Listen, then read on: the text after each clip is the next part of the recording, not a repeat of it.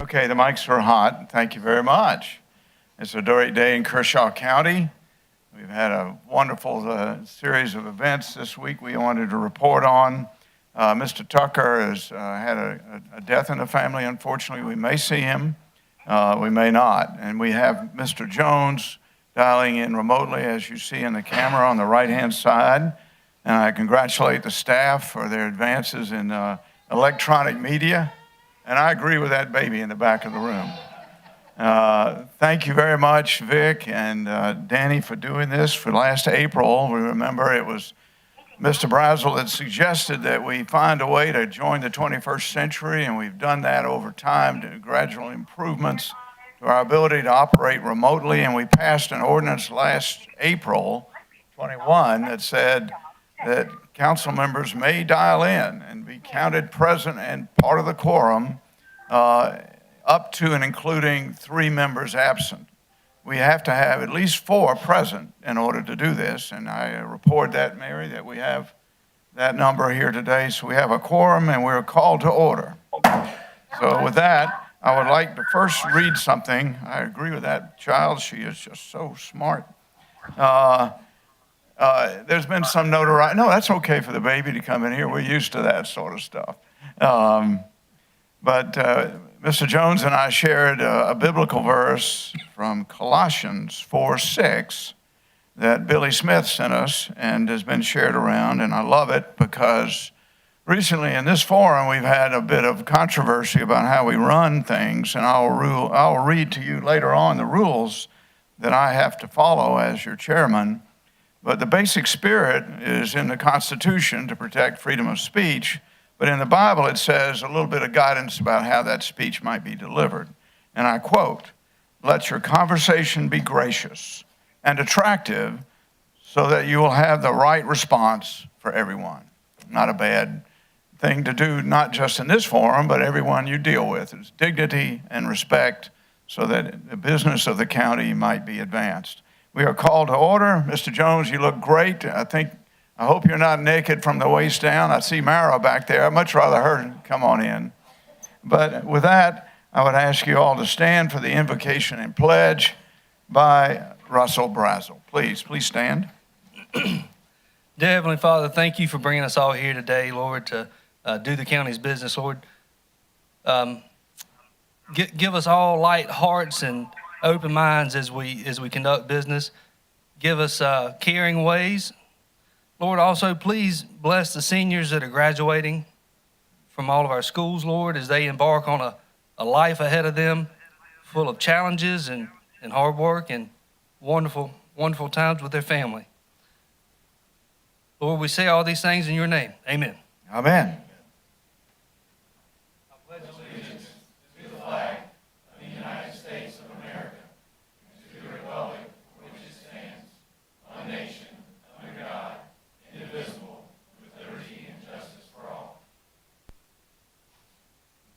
Thank you, Russell, and light hearts. Let's remember that. With that, we go into our agenda. It's up on the board, and it starts with a series of proclamations because I know these young men and their parents want to get home and do their schoolwork. And we have 2 proclamations helpfully brought forward by Mr. Connell, who knows a little bit about wrestling and maybe a little bit about weightlifting. And so the first item is a proclamation honoring the Lough Elgin High School wrestling team. It's at tab A, and for you, Jimmy, it's on page 4 in your electronic book. I'll read it, and then we'll ask for a motion, okay? Whereas the Lough Elgin wrestling team for 2022 year has a record of 32-5. They are military dual champions, region champions for the sixth straight year, upper state runner-ups, traditional state runner-ups, and their final season ranking was 2nd in all 4A competition. Whereas individual accomplishments include 11 all-region wrestlers, and I'll read the names with a great deal of pride. Jeremiah Barzanti, Shane Richburg, Caden Perry, Wade Lamons, Roan Ferris, Gavin Prevey, Cameron Reddick, Evan Corn, Jonathan Sarad, Nate Alton, and Carrington Charles. And whereas they have 6 state qualifiers, Jeremiah Barzanti, Shane Richburg, Wade Lemons, Carson Miles, Ethan Korn, and Carrington Charles. 5 all-state wrestlers. Third, senior Shane Richburg, 113. Junior Ethan Korn at 182 pounds, big one. State runner-up Carson Miles, 160, and state champions Jeremiah Barzanti at 106, and Carrington Charles. Heavyweight, all right, you know something about that. Now, therefore, Kershaw County Council honors and congratulates these students for their outstanding performances and accomplishments. We wish them all the best in their future endeavors. May we have a motion? Mr. Connell. Make the motion, Mr. Chairman, that we confirm this proclamation and prove it. And I'll go to Mr. Jones. Do you wish to do a second? A second. Second from Mr. Jones. All right, very good. It's on the floor. Mr. Connell, I apologize the way I butchered the names. Go ahead, sir. That's okay. I'll just share a quick story. This is a group of individuals you would not want to mess with. My redshirt freshman year at Oklahoma, Coach Jack Spates was the head wrestling coach, and Bob Stoops was the head football coach. As it would happen, a wrestler and a football player were at a party, and they got in a fight, and the wrestler beat him up pretty bad. So Coach Stoops says, "Hey, Spates, bring your wrestler over. We got to sort this out." So the starting right tackle for the OU Sooners in 2000 was sitting in Coach Stoops' office, and the wrestler walks in with Coach Spates, and Stoops looks up and he says, "Is this the guy?" He looks at his football player and he just says, "Jack, y'all get out of here. Don't worry about it." Turns out our starting 125-pounder whooped the right tackle pretty bad. So again, I'll emphasize, this is a group of individuals you do not want to mess with. Mr. Chairman, I'm so happy that we're able to get everybody together before school is fully out for the wrestling team and also the strength team. Have some of them here tonight as well. We recognize the basketball team, and I thought it was appropriate to have them, the wrestling team, come tonight, be recognized, have the coach share just a few words, have this proclamation be voted. I'd ask for your support in it. It's one of the toughest sports, and the parents and kids that put in all this effort, they've really achieved a lot. I'm so proud of them. Great, Ben. Mr. Jones, you had the second. Any comments? Glad Ben brought this forward. Can we get a volume? Hang on, Jimmy. Let's do a sound check. Can you bring it up just a little bit? All right, Jimmy, let's try it. Can you hear me? Yeah, much better, Jimmy.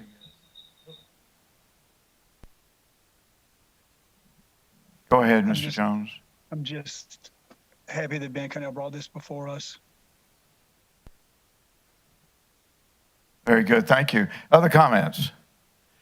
All right, Mr. Gardner, another big fellow. Just like to congratulate you for your team awards as well as your individual awards. Being, wrestling as much as Ben can testify to is such an individual award. Nobody out there on the mat with you. There's no tag team there, so these awards are very tough, I know, and I have a lot of friends that wrestled in college where I was, and I know it's a tough sport. But congratulations to all your team awards and your individual awards. Mm-hmm. Mr. Snodgrass, sir. Sure. Hey, students, just want to say congratulations. And I love anytime we have our teams in here because it reminds us behind this desk of why we do what we do. You guys are part of that, and you remind us of what makes this a great place to call home. And so just congratulations on your accomplishments, and Godspeed in the future. Any other comments? Mr. Razzle? Yeah, absolutely. I know a lot of you guys, and congratulations for all your achievements. And some of you guys are graduating, so I'll say congratulations for making it. I also see some old faces in the back corner. It's been a while. I thought I wanted to wrestle back in, probably 1993 or 4, and when Coach, easy, that's the way I say it. When Coach Walsh threw me up under the mat and they cut the temperature up to 100 degrees, I decided that was not for me. So kudos to you guys and congratulations. Yeah, very good. And Mr. Chairman? Yeah, go ahead, Ben. I was going to mention one thing for the wrestlers. You heard it the other night, but I want to say it again.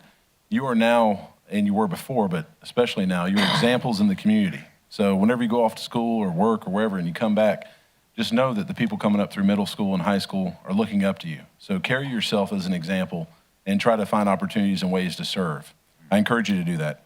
And then I want to mention these coaches as well. These have been generational coaches. Some of them actually coached me when I came through high school, and they still look just as young as they ever were. Coach Karen and others. Coach Cooper, I think I saw you back there. They've dedicated their lives to this sport that helps young men and young women in some cases learn lessons about hard work and grit. You can basically overcome anything. Dan Gable had a great quote. He said, once you've wrestled, just about everything else in life is easy. And that's not really true, but there's a little bit of truth there. Thank you, Mr. Chairman. And you recognize the coaches. I'm going to ask the coaches to come up and speak after we pass this resolution, assuming we will. But I also want to recognize the parents. Thank you. Having a wrestler come home after having made weight, I know what that means. And I appreciate the moms and dads that put up with that. Thank you very much. And with that, we go to a vote. Mr. Jones, I'll have you. How do you plead, sir? I'm in favor. Okay, and all the rest of you, please signify. And it's unanimous, Mary, and the resolution passes. Coach, you want to come up and have a few words before we have a formal picture? And please introduce your coaches too, please. Yeah, right Yes, by the sir, right there. microphone. Bring it down to voice level. Everybody hear me? Yep. Let me introduce my coaches first. I got Coach Joe Karen. He's been with me for going back to the middle school days. Also got Coach Eric Cooper right here, Coach Matt Mendelson, Coach Rick J, Coach Jay Murray, Coach Bryce Karen. I don't think I missed anybody. Coach Derek Robinson is not here right now. I couldn't ask for a better group of guys to be around every day. They're all like brothers to me and everything, and make my job a lot easier. As far as our team and everything, we had a really, really good season. We're on the verge and cusp of doing something really, really special. We had a banquet this past Tuesday night, or last Tuesday night, and we had 2 individual state champs this year. And I've got something I want to present to them, and Go ahead. I think this is a very fitting moment. So, Jeremiah, you and Carrington, if y'all would, come on up.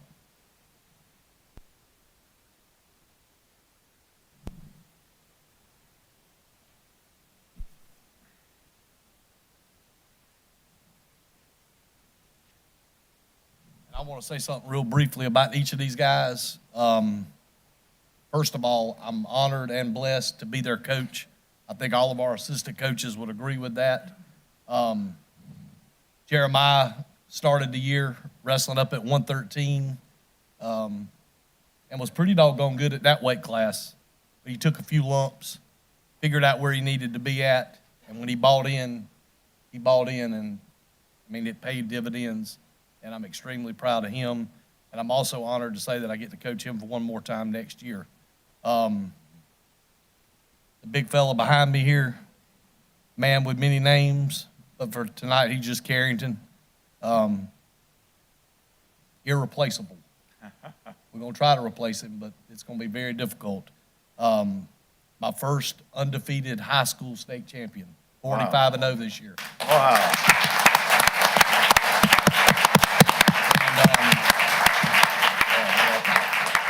Most people knew who Carrington was before the Southern Slam this year, but if they didn't know who he was before the Southern Slam, they figured out in a hurry who Carrington Charles was. He put his name on the map, pinned the kid in 23 seconds in the finals, and that was against the 5A state champion. So the 4A champ whipped the 5A state champ in a very short period of time. 23 seconds. I'm excited. All these guys that are here, you wrestlers, stand up. A lot of these guys are going to be back next year. A lot of the future of the program.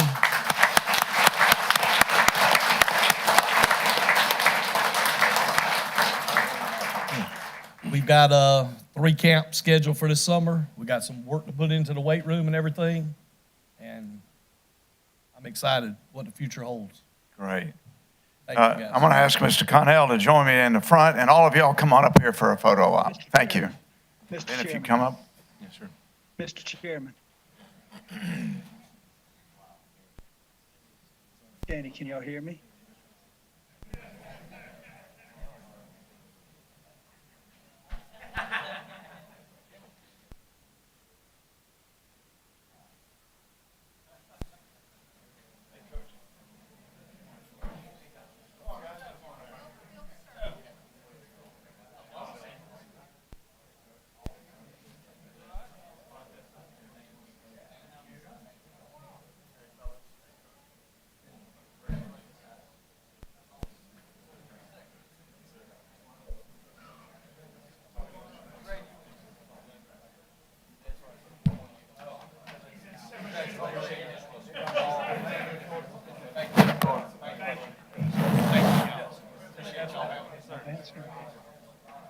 Big J. I did not see you out there.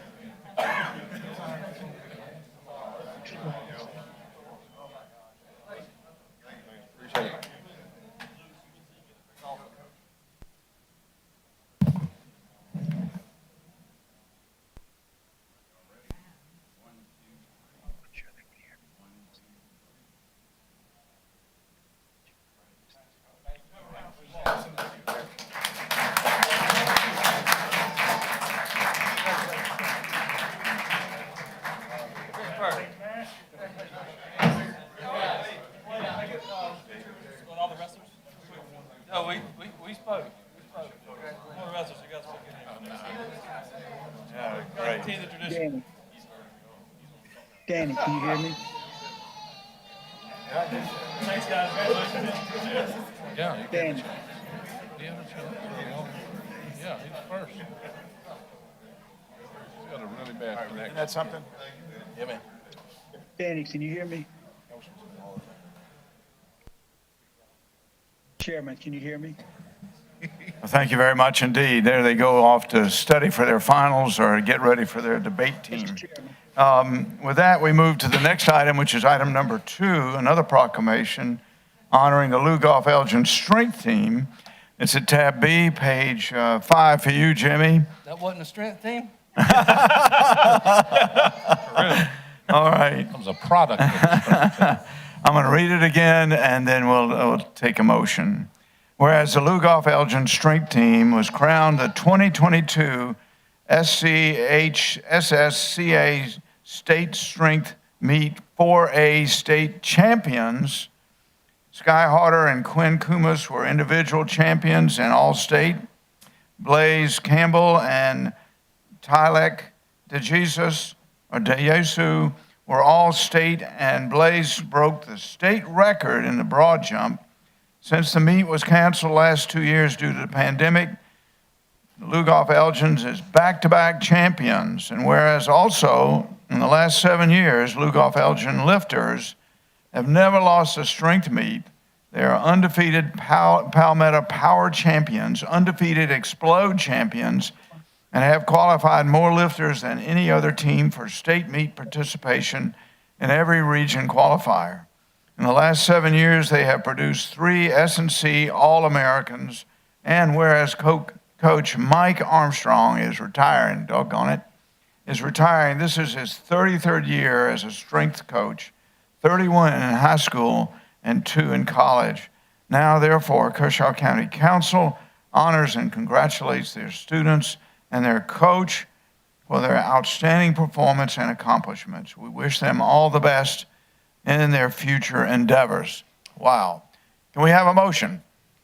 Mr. Chairman, make a motion that we approve this proclamation. Very good. Mr. Jones, do you wish to second? Can you hear me? We have a second from Mr. Jones. It's on the table. Mr. Connell, any talk? Thank you, Mr. Chairman. The accomplishments of this particular group are without compare, really. The number of championships that you had, and then also with Coach Armstrong, I think he's won the Coach of the Year award in this category more times than I could really count. It's just an outstanding achievement, and once you see Mr. Campbell, you understand why anything involving jumping, he should set a record in. Perhaps a future attorney as well. I think he's interested in law school. But this group works hard. And I think some of the wrestlers, I'm not sure if they walked out as well. But we'd like to recognize this group, and I'd ask for your support tonight. Second, very good. Mr. Jones, any comments, sir? Mr. Chairman, can you hear me?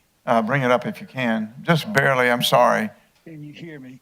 I wish you guys would do a check on this before we start the meeting so I can make sure that we're connected. Hello? Yes, go ahead, Jimmy. We can hear you. Just have to get close to the mic. I second. Very good. Thank you. Anything further, Jimmy? Okay. I think we're going to have to go to an alternative means to make sure we hear him. Jimmy, I don't know if we can fix it while we're here, but we could certainly go to a phone system with video if you want. Is there a phone number for him to call in? Okay. And that'll be to your phone, Danny? Okay, very good. All Can you right. hear me Well, now? Can you okay, hear very me? good. Danny will communicate with you shortly. With that, we move to other comments, please.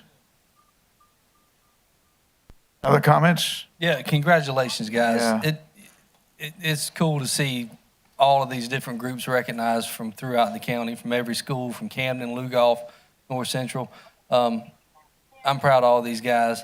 There's Blease Campbell. I've known him since he was a little fella. It's hard to believe time has gone by, and these boys are grown up and way stronger than us grown men now. So congratulations on your achievements. I look forward to seeing all you guys up here in a minute for a picture. Congratulations. Oh, very good. Other comments, please. David? And also, if I can just echo the words of the other councilman, congratulations and on your accomplishments. And I know that the perseverance that it takes to win a strength team championship, I know that'll carry you guys through life. And just, again, congratulations. Proud of you. Thank you. Tom? Again, congratulations. This, again, is another tough sport. And you have to have your own will to push yourself through in this one sometimes when you're, and you set those goals, and these goals, when you're lifting weights and you've got a goal that you want to get to, it's really tough. And so I know what it takes to do that sort of thing, and you're to be commended for all these awards that you've gotten. So congratulations. Yeah, terrific. Anything further? I'll just say that I wonder what a strength coach does when he retires. Well done, Coach. I've always enjoyed seeing you out there and also on the football field as well. You've been a dramatic impact on these young men. And I want to also say thanks to the families again. Well done, families. This is a credit to you and the young man that you have raised. With that, I think we're ready to go to a vote. Mr. Jones, I'm looking for a vote from you, sir. I vote yes.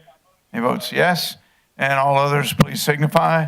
And it's unanimous, Mary. Coach, would you like to come up and just say a word or two, and then bring the men up to a quick photograph? First of all, I apologize the way I'm dressed, but I'm getting ready for retirement in 3 days. So I'm gonna be ready. First of all, thank you for what you do for Kershaw County. Thank you, Dr. Robin, what you do for our school district.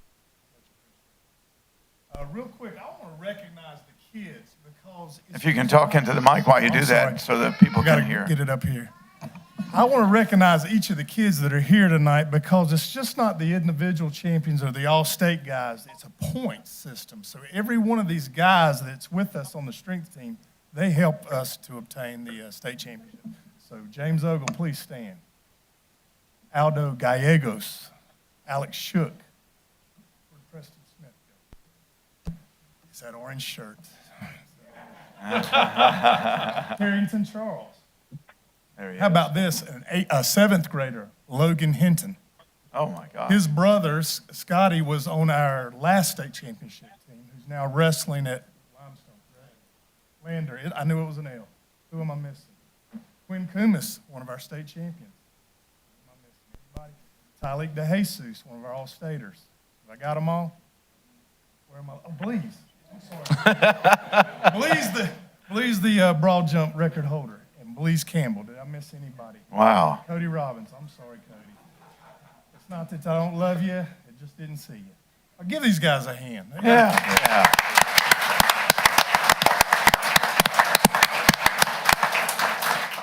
And These guys will be getting rings the last week in June, first week in July, so they've got some really nice rings coming. Oh, But thank wow. you again. All right, well, can you ask some young men to come up and we'll do a quick photograph? And Ben, if you join us again. Mr. Chairman, I was going to mention too that some of these folks are going to go compete at the next level, and some of them are going to remain teammates.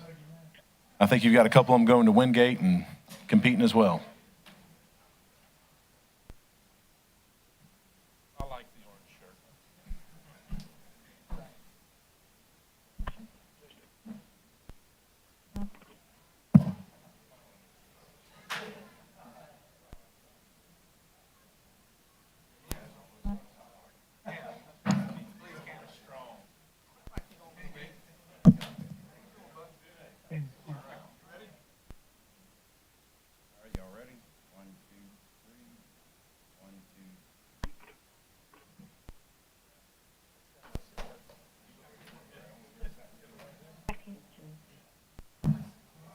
Please, can you talk to me?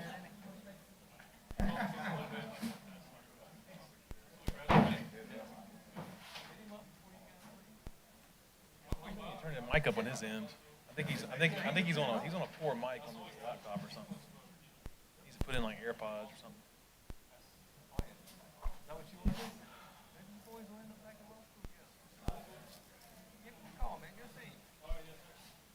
All right, Mr. Attorney, I'm going to ask that Danny continue to try to work, and if we don't get it fixed by the time we do the public comments, we'll just pause until we come up with a solution to bring Mr. Jones in, okay? So with that, I think we'll go on to the next item on the agenda, which is public hearings. There are two of those. Let me announce those. Mr. Jones, as I said, if we can get you up by the end of the public hearings, we'll continue. If we can't, we'll stop until we bring you up, okay? We got to have you as a full member in this operation. Give us a sound check real quick, Jimmy. What I see is us and not Jimmy. Okay, no sound check. We'll come back. And if that's necessary, you can call my phone or your phone, and we'll put it by the microphone. How's that? Okay?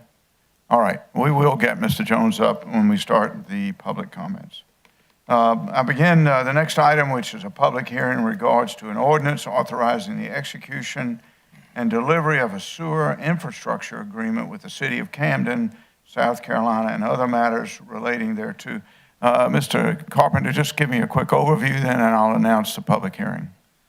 Mr. Chairman, members of council, we have tonight for a public hearing an item that council has previously discussed and voted on, which is a sewer infrastructure agreement with the city of Camden and Kershaw County that relates to the Prestige Farms industrial development. Very good. With that, I open the public hearing.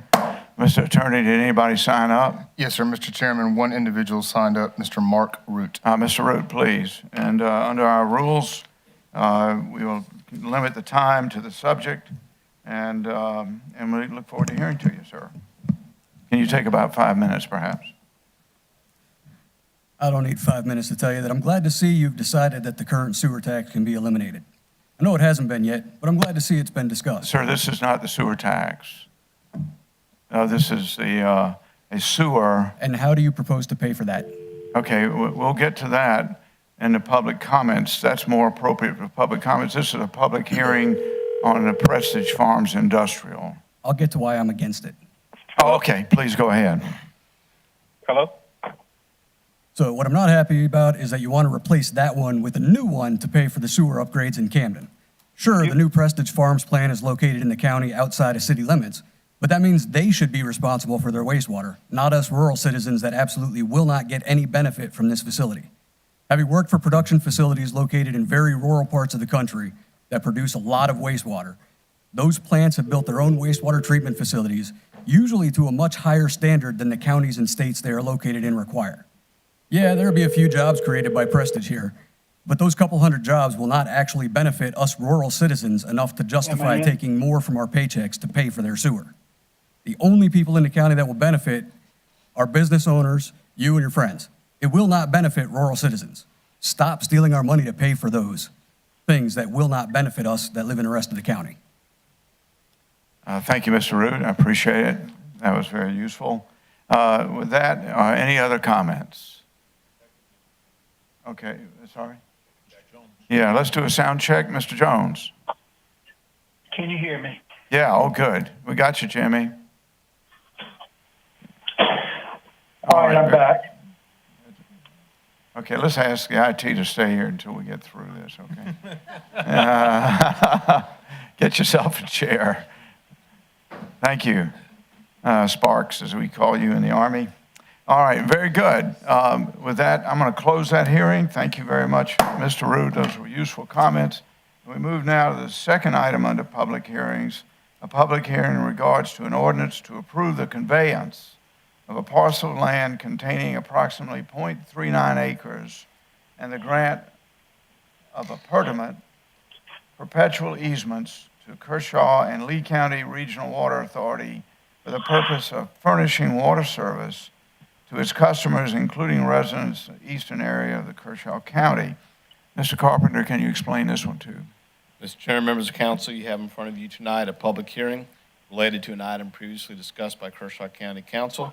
Relates to the conveyance of approximately 0.4 of an acre of land to the Kcsd Water Authority. This is land that the county had previously leased to the authority. They had built a water tower on in previous years. It is merely transferring the title of the land to them, so they'll own the land that their tower is built upon. Okay, very good. With that, I'll open the public hearing. Mr. Attorney, do we have any signed up? Mr. Chairman, nobody signed up to speak. All right, I'll leave it open for a moment. And I will close it. And that closes our public hearings. We move now to the next item on the agenda, which is public comments. I will read the guidelines as interpreted from 1997 that I have been empowered as the chairman and asked to oversee. Public comment is an opportunity for members of the public to share information with council. It's not a time for debate with or questions and answers from the council. It is a time for council to receive input. It is not a time for council response. In short, during public comments, council will listen to public comments but not comment on the comments themselves. Number two, offensive and inappropriate comments will not be tolerated, and comments should be limited to statements and rhetorical questions. If a group would like to speak to council, we request that a spokesperson be selected and that this person indicate the group he or she is representing on the sign-up sheet and in his comments as well, his or her comments. Public comment is a time to discuss issues, not individuals. Other avenues exist for individual personnel complaints.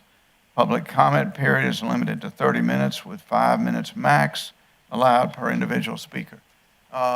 Mr. Attorney, can you help us through this? Yes, sir, Mr. Chairman. We have 4 individuals who signed up this evening for public comment. Therefore, each will have 5 minutes to speak. 5 minutes, please. Can you announce their names and let's Yes, get sir. started? The first is Mr. Mark Root. Mr. Root, please, sir. I'm not going to reiterate why I have the right to say what I've been saying here. I provided you all with a copy of my intended statement after the last meeting where you again tried to shut me down multiple times. For anyone not paying attention, Julian used the gavel, threatened recess, called recess, shut off the mic, and then told the sheriff and his deputy to escort me out. If you remember, the sheriff and his deputy did not force me to leave. I believe that's because they know they have no legal authority to do that unless I violate a law, which I haven't done. I know the people watching the video can't see, but when I refused to exit after speaking, the sheriff moved his seat to sit next to me since I was seated on the end of the row. I'm not sure what you expect from me, but unlike your implication at the 1 hour, 12 minute, 17-second mark of the April 26th meeting about mental health, I'm not crazy and do not plan to go berserker. I just intend to inform the citizens of Kershaw County of some of the many problems associated with this council. As for comments made about saying something to them, we don't sell tickets, etc., I am speaking to you. The reason I'm doing it here on camera is because when people try to contact any of you one-on-one, you ignore them and the rest of the citizens of the county don't hear it. The citizens need to know about your activities. If I've been wrong or if I've lied, make a public statement. Hell, file a defamation lawsuit. You won't because you don't want to advertise the truth. You want us to talk to you quietly so the citizens don't hear about it from you. I also asked you to point out where your so-called rules existed and didn't get a reply. So after the meeting, I asked your clerk, Miss Mary, if there were any rules published, and she confirmed the only thing the council has are what is printed on the agenda. These are just guidelines, so my comparison between rules and guidelines is still valid. This wasn't in my original, but separation of church and state is very important. Why are you paraphrasing the Bible when trying to say what I have a right to say here? Separation of church and state, Julian. They don't go together. Our laws are maybe based on that, but it's not the Bible. By the way, your meeting minutes need to be much more detailed than Mr. Root offered his view on the difference between guidelines and rules as they pertain to the public comment sections of the agenda. I did a whole lot more than offer my view. I offered the legal definition of those words. Then I identified the published Kershaw County Council values and began giving examples of how several of you are violating those values. I even made it through some of them before Julian cried for recess. Now, before it gets brought up, while I was waiting to speak with Mary, Julian came over to me and said, "It's not personal," and put his hand out. I refused to shake his hand. The reason I refused it is that it is absolutely personal. Many of you up there have lied and made disrespectful comments about me when you thought I wouldn't hear them. I don't trust you. You've proven to me that you are true politicians only out for yourselves and your friends, and I'm trying to inform Kershaw County citizens of your disrespectful actions. It doesn't get much more personal than our livelihoods. Last time I stopped at 5 minutes voluntarily. However, after I spoke, you proved that your guidelines on time restrictions are arbitrary, as you allowed the sheriff to exceed your 20-minute maximum for public presentations without the vote required by your rules at the time of the presentation. Because of that, I'm going to continue to speak until I've read everything on my planned statement, whether the mics are on or not. And this time, I'm recording this myself so that I can post a video for the people watching to hear what I've said. Now I'm going to move on to other issues. And this time I won't bother naming any more of you individually because the following applies equally to most of you up there.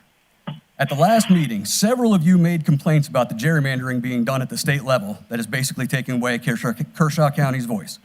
I agree that gerrymandering is criminally disgusting. But unlike you, I believe it is disgusting at every level, including local. I bring this up to point out to the citizens that you're hypocrites. If you're against gerrymandering, why did you further gerrymander Kershaw County after the 2020 census so the people outside of Camden, Lough, and Elgin essentially have no voice? How else do you explain why there is not one district out of 6 that does not touch at least one of those 3 towns? For the record, Kershaw County has a land area of over 727 square miles. Camden, Lough, and Elgin have a combined area of about 28 square miles.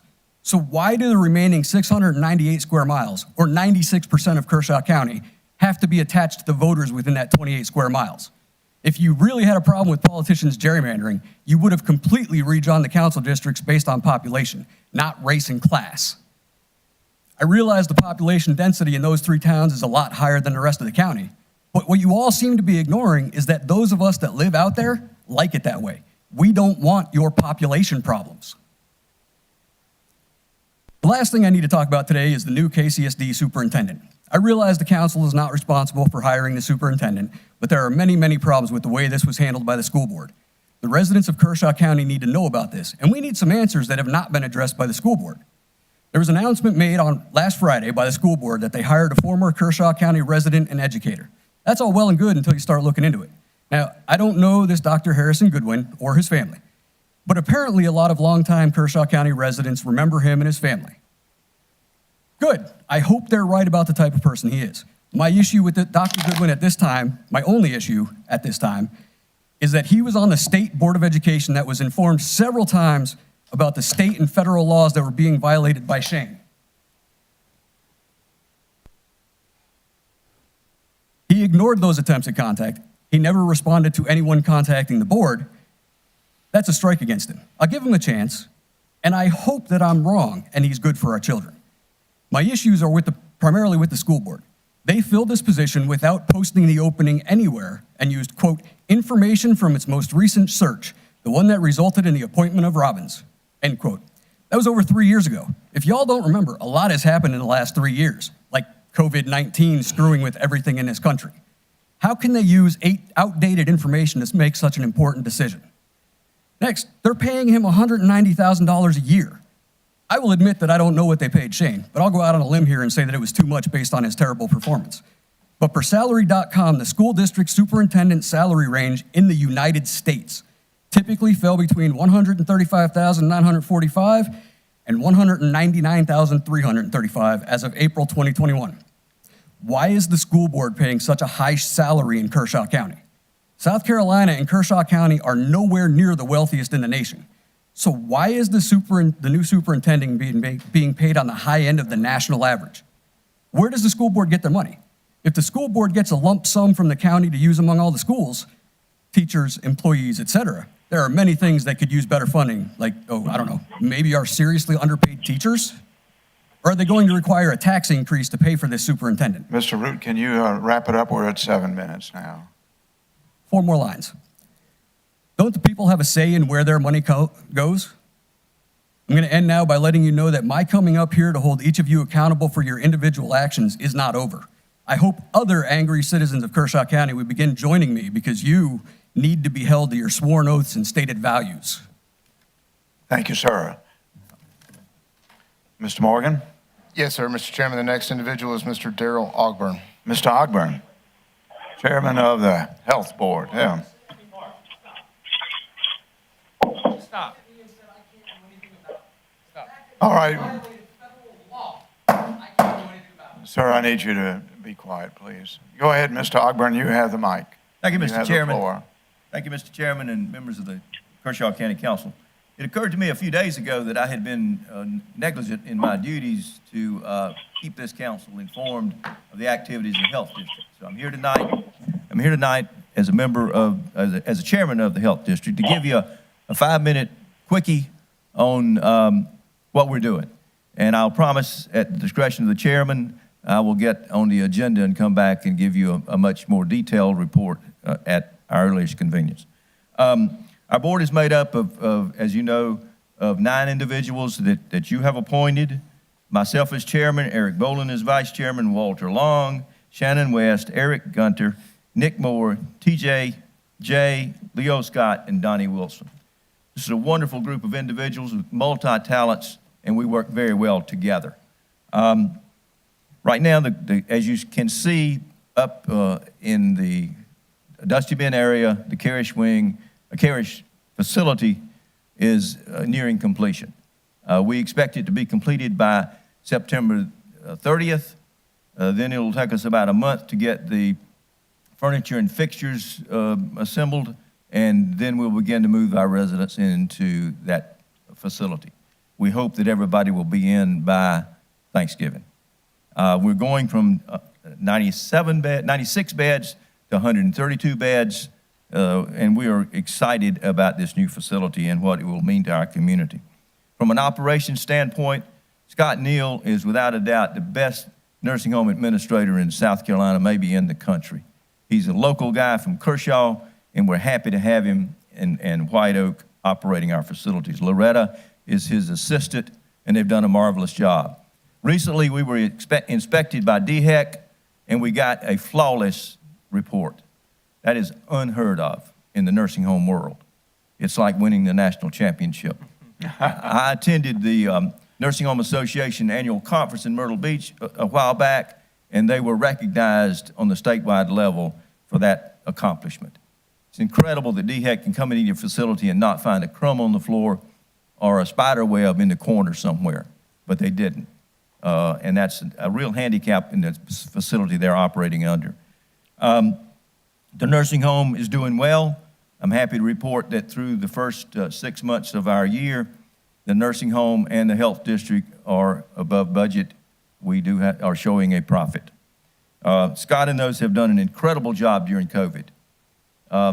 They had struggles. Other nursing homes across the country, and particularly across South Carolina, have struggled with having enough nurses and CNAs to man what needed to be done. And many of them have turned to using what's called agency, which is these traveling nurses and traveling CNAs at an exorbitant expense. Some operations have had to spend as much as $75,000 a month over and above what they were budgeted for their personnel. We've not spent $1 at Karish on outside people to come in. They've done a magnificent job. We were number 1 in the White Oak organization with profitability. We're number 1 in White Oak organization for COVID cases, the least number of COVID cases, and the morale at our employees is off the chart. It's so good. So I'm happy to tell you that the Karish wing is doing quite well. From a financial standpoint, we all know what the stock market has done. Anywhere from 25 to 29% down in the first part of this year. Our investments are down, but they are down in the 5% range, about 5%. So we're very conservative because we are a special purpose district and we are governed by the requirements of the state of South Carolina and what we can invest in. But we're doing quite well. We have just completed our grants phase, and we have awarded in excess of $500,000 to organizations across our county that are working to make us a better place to live. We're happy that we can be able to do that. From a future standpoint, we have completed the outside renovations of the carriage, of the big house on the property. We're trying to figure out the purpose for it long-term, what we intend to do with it, before we do anything on the interior of that facility.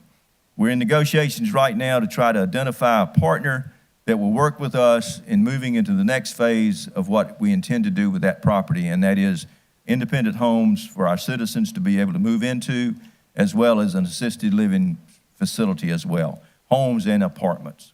We are going to live up to our commitment to the community, not to saturate that place. We're going to build it modestly so that our citizens can afford to live there. I can tell you, anywhere I go across this county, people are stopping me and saying, I want one of those homes. When's it going to be ready? And they got their checkbook in there, and they're ready. So we're excited about what we've been able to do. I will tell you, as a member of this board, it is been one of the highest honors that I've had in my lifetime to sit on this board and to be able to chair it. I think that they've identified me as the old gray hair in there, and they've given me the job, and nobody else wants it. I believe that's the only reason I have it. But I do enjoy it, and I appreciate the cooperation with this county council and what y'all have been able to help us do over the long run. And I know I can't take questions, but Mary, the chairman has my phone number. I know most of you guys have my phone number. Tom knows where to find me. Call me anytime you need to. I will be back in a few weeks when it's convenient. I think I'm going to be out of town on your next meeting, but the following meeting I'll try to be here on the agenda, Mr. Chairman. Tom, I was remembering our weightlifting teams and our wrestling teams up at Mount Pisgah back in the 60s and early 70s, weren't you? Thank you very much. Wonderful report. Thank you indeed, Mr. Chairman. Over to you, Tommy. Yes, sir. Mr. Chairman, the next speaker is Dr. Shane Robbins. Dr. Robbins. Hey, good evening, Mr. Chairman, members of the board. I really just wanted to take a few minutes tonight to say thank you. And it's really appropriate that Mr. Armand just spoke, because one of the big benefits that we've had is we may fight as a family, but we also work together as a family. And the health district has been very supportive of the schools through COVID. Now more than ever, the type of support our students need, especially in the rural areas, just that much more important. So their partnership is really essential. I wanted to share with you that we're making great progress on the tornado project at North Central High School. You know, it's taken a little bit longer than what some people would like. I understand that. But unfortunately, because it was an insurance rebuild, there was a lot of things that had to occur before we could even start the permitting process. But the contractors have worked really fast and diligently. Their hope was to be done by Christmas. We really think there's still a good chance that they'll be done by fall break, and we'll be able to move those students back in to their facility. The insurance proceeds aren't covering everything, but our cash reserves are going to make up the difference, because the one pledge the board had when we went after this was to make sure we build it back better than it was, and we didn't try to be cheap about it. And so we feel blessed that we're able to do that as well. But a lot of great things going on in our community. Our school district can only do what it does with the support, specifically of the council. We appreciate that. I think we've been a gold standard through COVID. It wasn't an easy process. We know not everybody's going to be happy, but we do our very best to support those families and those students to the best of our capabilities. And again, I think it's evident that we're able to be aggressive and progressive and do those things. So with all that being said, at the school district, we have challenge coins. And I if I can come back behind Sure. counter, I'd like to give you guys a challenge. Thank you very much. Would you take one for Sammy? Yeah.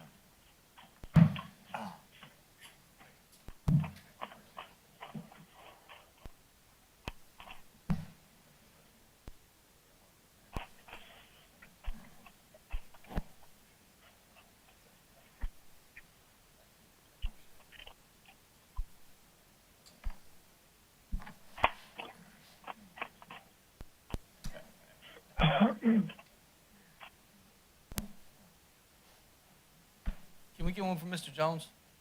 Yeah. Need one for Jimmy. Yeah, Miss Mary. Excuse me?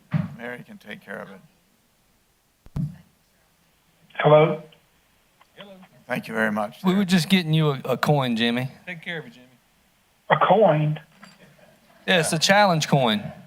Thank you I very don't want much. a challenge coin. Thank you very much It's from the indeed, school Mr. district. Superintendent. I appreciate it. Thank you very much. Tommy, what do you got? Yes, sir, Mr. Chairman. Final speaker this evening is Mr. Tom Webb. Webb, please, sir.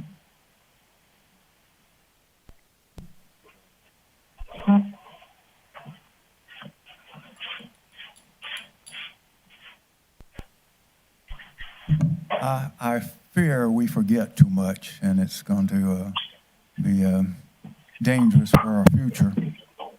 Got Memorial Day coming up in less than a week, and some people think it's Cookout Day, but we're supposed to be remembering mainly it's the military that sacrificed fallen soldiers that were, in many cases, wearing these when they died. This is a helmet liner that went under the old steel pot. It was just the same in World War II as Korea and in Vietnam.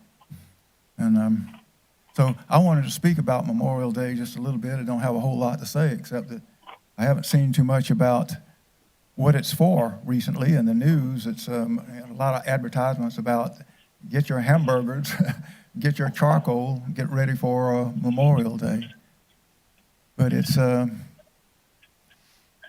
that we have turned our backs to such a degree on those people who gave us so much. Forgetting them is like forgetting our own country. And so I bought a bunch of these at a military auction, surplus auction, half a century ago at Fort Jackson. These were actually worn by Vietnam-era young men, mostly young men, some women, some older guys too. But like so many things, when you have a lot of something, you lose respect for it. I had a bunch of these with the liners in it that was designed to fit your head so that impact was distributed, and it would save your neck maybe from being hit by something.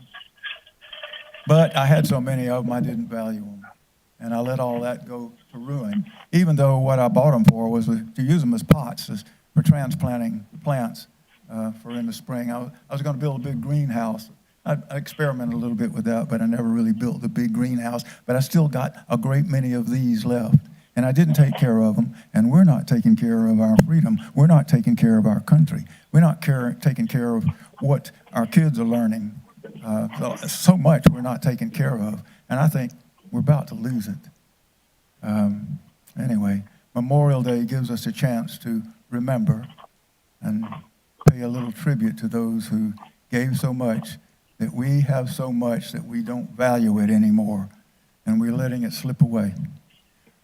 Well, I've got a bunch of these, and I got some I can give away. I've given some away before. If anybody wants one, if you want to wear one, you're welcome to it.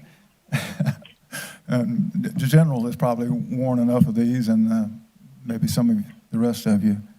But if you got kids or grandkids that like to play soldier, do children ever play soldier anymore? I don't know. But here's some helmet liners if anybody wants them. Free today.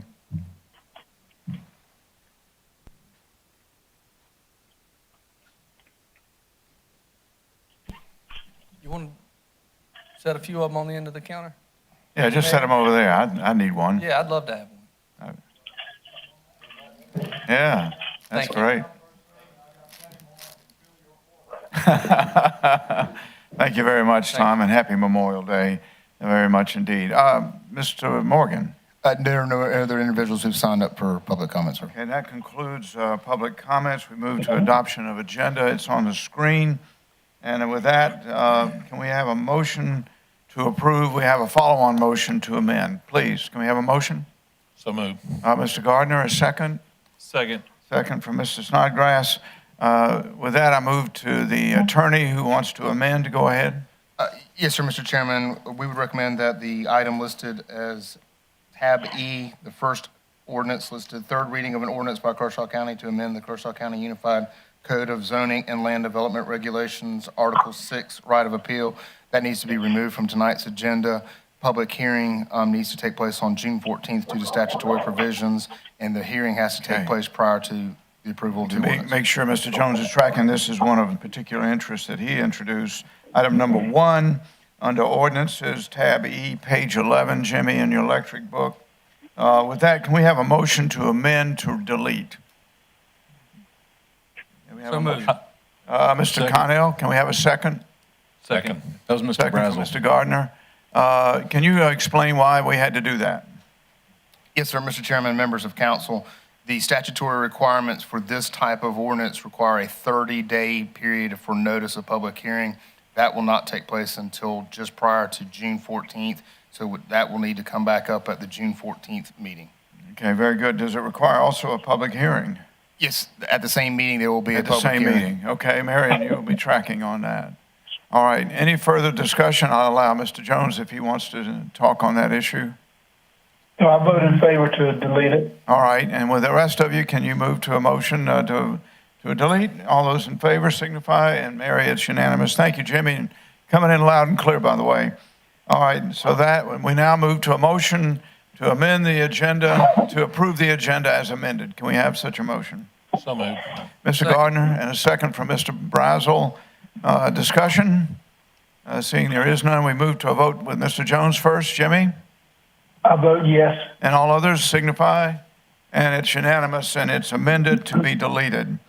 With that, we move to a public presentation on ATAX. We have the wonderful Miss Beth Ford here. Interpretation, are we to vote on this tonight, or is it, I think it's to hear the presentation, vote in the next time, right? Mr. Chairman, this is a recommendation from the Citizens Committee.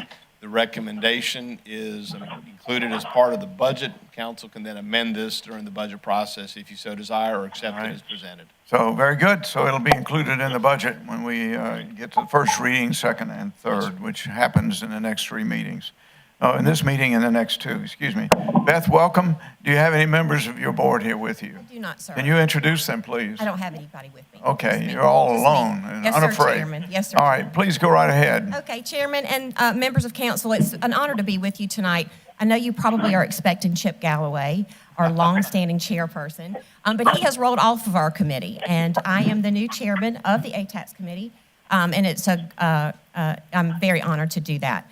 So you do have in your packet a list of the grant application recommendations from our committee. I will say that we take this responsibility very seriously. When we come into our work session, we receive these grants, we go over them very thoroughly, we evaluate them, we discuss them, and then we make those recommendations, and we always try to come to a unanimous agreement on that. And that is what I'm able to bring to you tonight. We are in agreement, the entire committee is in a unanimous agreement on the recommendations for you tonight. I will also say that Mary Siegler is such a big help to us. She keeps us organized and informed and makes the process very smooth for us. And so thank you so much, Mary, for your help with that committee. And so with that, gentlemen, if you have any questions, I'd be happy to answer anything for you. All right, I'm going to defer to Mr. Jones first. Jimmy, you have any questions or comments at this point? I have no questions. I'd just like to say thank you to Ms. Ford. And also thank you, Scott. You only have so much money. And our prayers go out to Chip Galloway. Thank you so much. Absolutely, Jimmy. Note on here that the 2021 amount was 54, and 22 is a request of 110, but an allocation of 86. Very good. All right, any other comments? Seeing the are Mr. Chairman, I none. do have a question. Mr. Connell. Beth, thank you so much for being here tonight. The 27,000 request for national and international sporting events, was that a particular entity or a group of events? I hadn't seen the name before. That was, and I've got it here, I believe that was Joe Canty. He was the Sporting applicant. clays or something? or- Sporting clays, yes, sir. Very good. Okay, just one I wasn't familiar with, and that bears true because I don't see it in 2021 either. That's correct. No, it's a new one. Okay, thank you. Go ahead, Russell. Just one question. The American Legion, they didn't request anything this year? No, sir. So I've talked to them back and forth a few times, and I think they've gotten dates mixed up. When is the date that they need to have their request in by? Mary can answer that.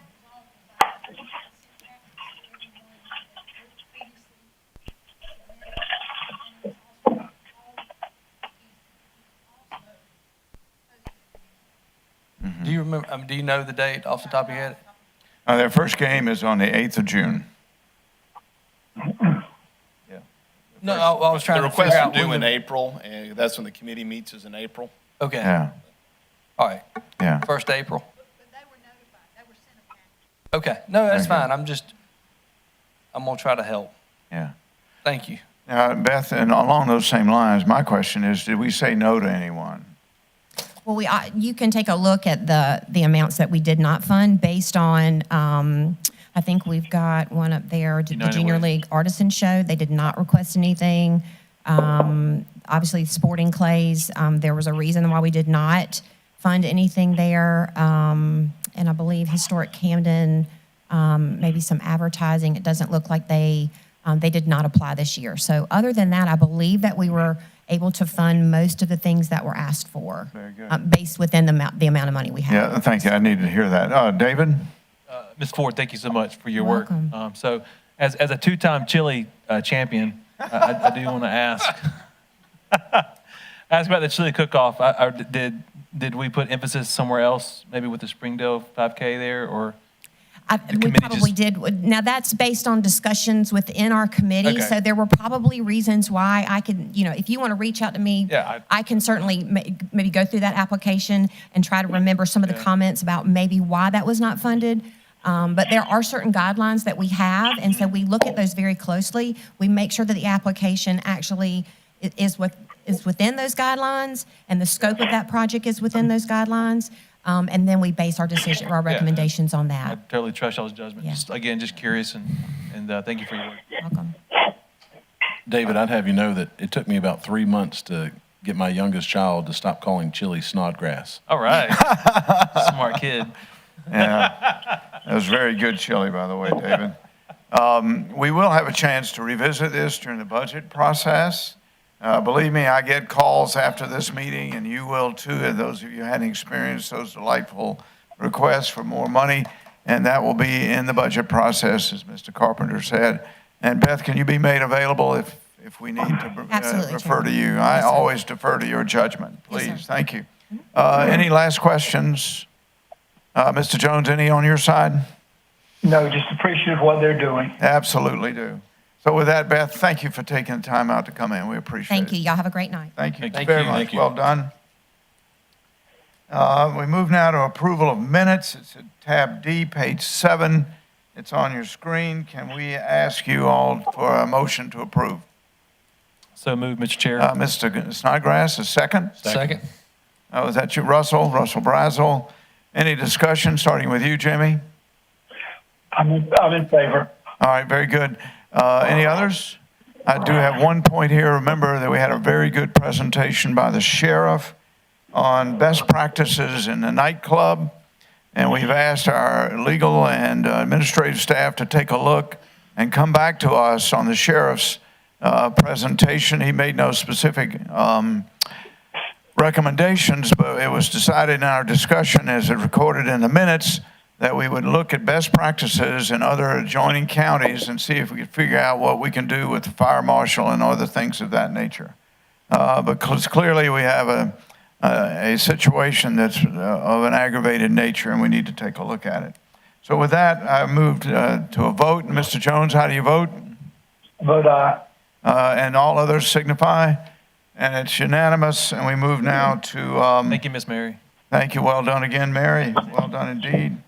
We move now to a series of ordinances, the first being item number 2, the third reading of an ordinance authorizing the execution delivery of sewer agreement with the city of Camden. It's in tab F, page 13. Mr. Carpenter, can you review it once more?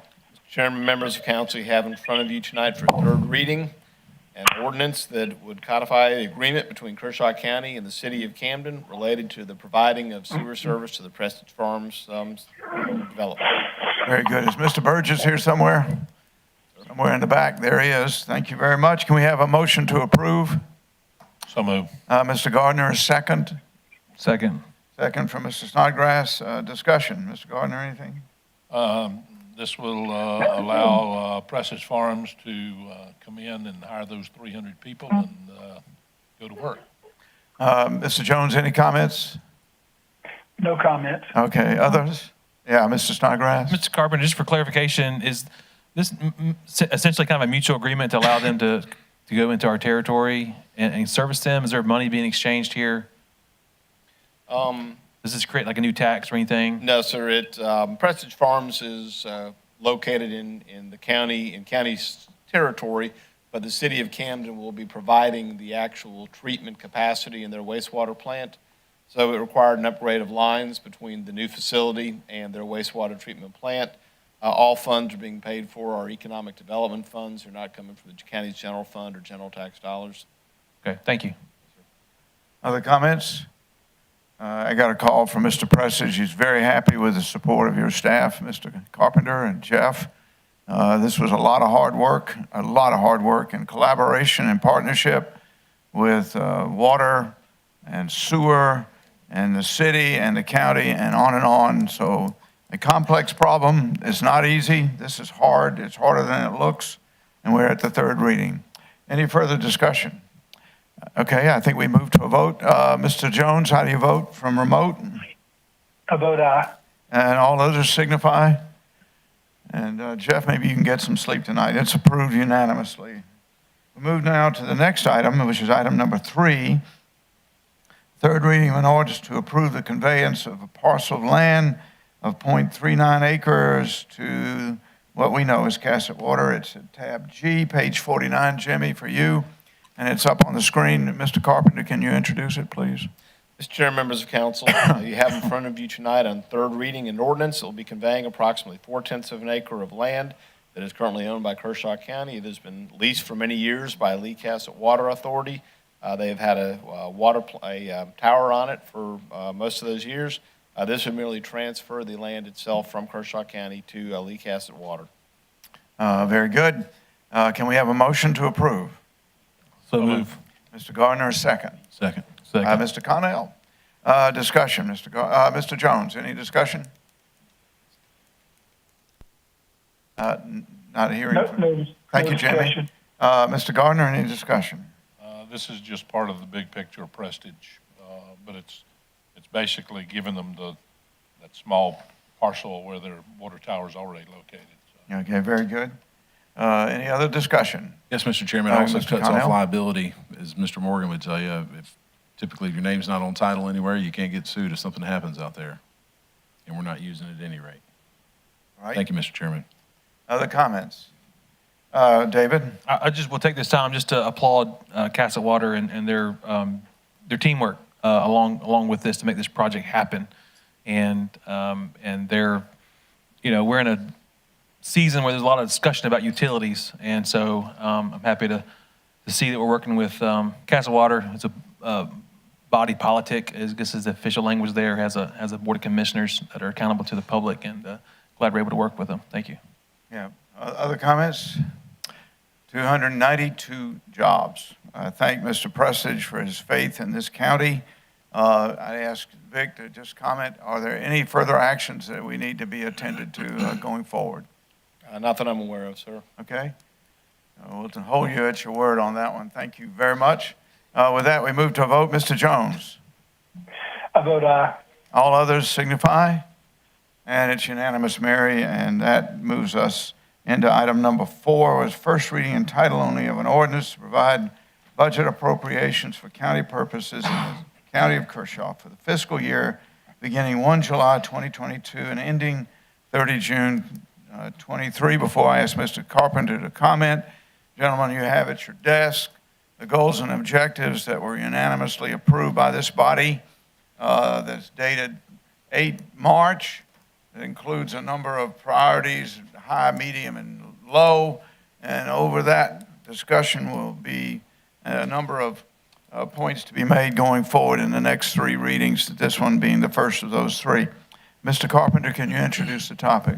Mr. Chair, members of council, tonight on first reading title only, we begin the budget process in earnest. We do not attach numbers to the first reading, in great part because the budget still is being written. The sheriff had to update his budget yesterday significantly. We're still waiting on information and figures from the state of South Carolina, as their budget process is still very much underway, and they significantly affect what we do. So we do not attach numbers to the first reading. However, I can tell you that the budget that is presented in title only and then will be presented to council in upcoming weeks is a balanced budget with no tax increase. It does reflect several of the priorities that the council set. One of the priorities is to try to address the compensation salaries of existing employees. And so that will, the budget will reflect an effort being made to especially employees at lower ends of the pay scale as opposed to the higher ends of the pay scales.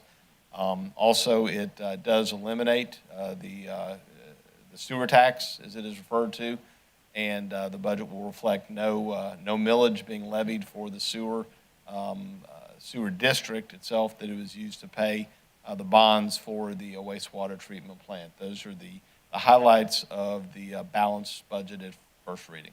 All right, very good. Can we move to a motion to approve on first reading?